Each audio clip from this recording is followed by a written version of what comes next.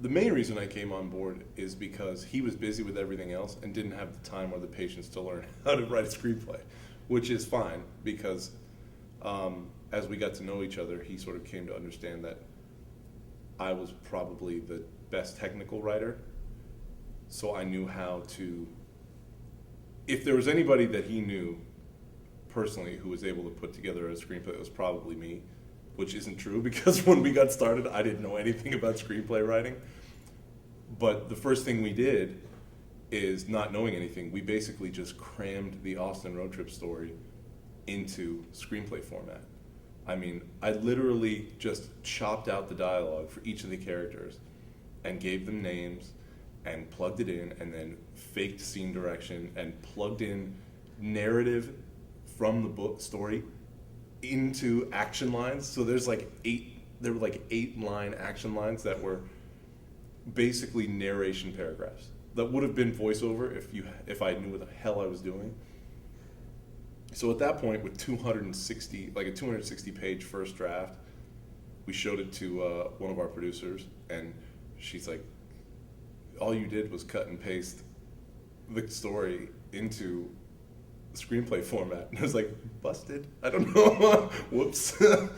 So I grabbed all the McKee stuff, all the Sid Field stuff, and I learned how to put together a screenplay.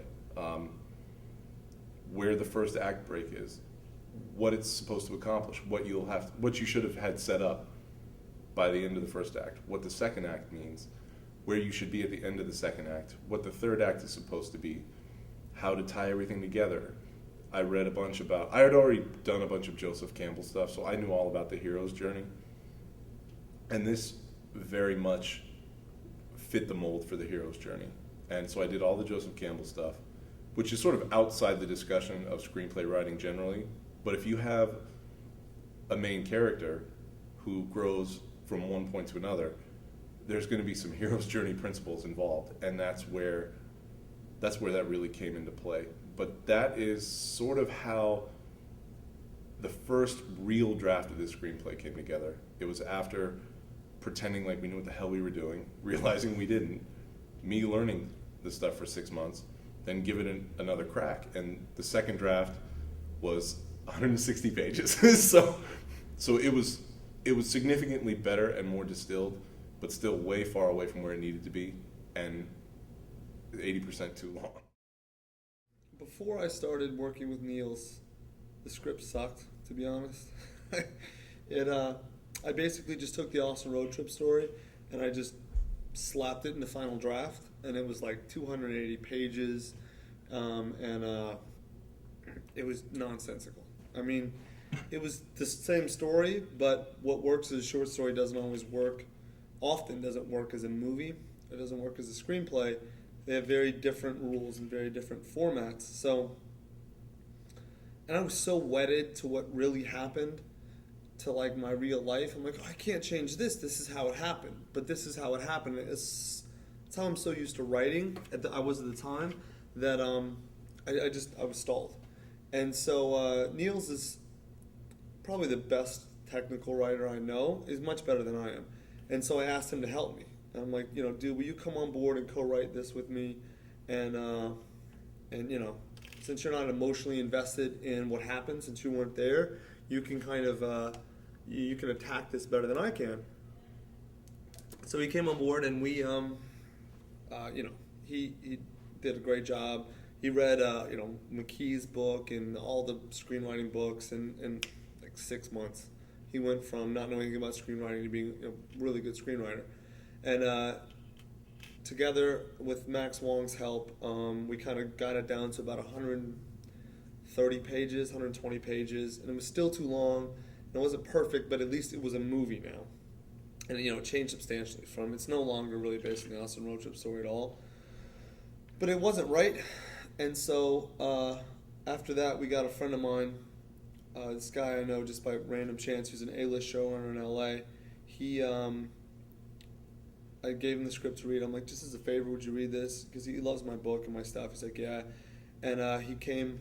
It's David Zuckerman, who is the original co-creator of Family Guy with Seth MacFarlane, developed that show, and then he's a showrunner of American Dad now, and he's a fucking genius. Like, if I can ever write half as good as him, I'll be set. But he's like, listen, you got amazing characters, you got great scenes, you got really funny jokes, but it's not a movie. There's no conflict. There's no visible cinematic conflict. And so Nils and I hung out with him 3 or 4 times, and he just, he didn't write one word in the script. He just talked us through plot and conflict and story and made us understand, why what we had was funny, but not a great movie. And the example he gave that really resonated with me was, when he said, when we were developing Family Guy, I kept telling everyone in the room, and no one really listened to me, that we needed to have real stories and plots. That it can't just be jokes. And he said that's why The Simpsons is a better show, and will always be a better show, and why it resonates a lot more within the culture. Even though Family Guy is great and it's very funny, he said Simpsons is really the show that, that's going to be in the history books, because the characters are real and the conflicts feel authentic, and you care about what happens. It's a real story with the jokes weaved in, as opposed to Family Guy's the other way around. It's a bunch of really funny jokes with a story kind of wrapped around it. And so that's what we had. We had a Family Guy script. And he's like, what do you want to do? Do you want to have a really funny movie that does, 60 million? Or you want to have a classic? Because you got the characters and you got the jokes of a classic. But you got to redo the whole plot and the whole conflict. And it was one of those, swallow your pride moments. And I'm like, all right, so we swallowed our pride, took another fucking 4 months or whatever, but it turned the script from, whatever, B- to A+, whatever it is now. I guess we'll see. But, yeah, and it was Nils that was a catalyst for all that.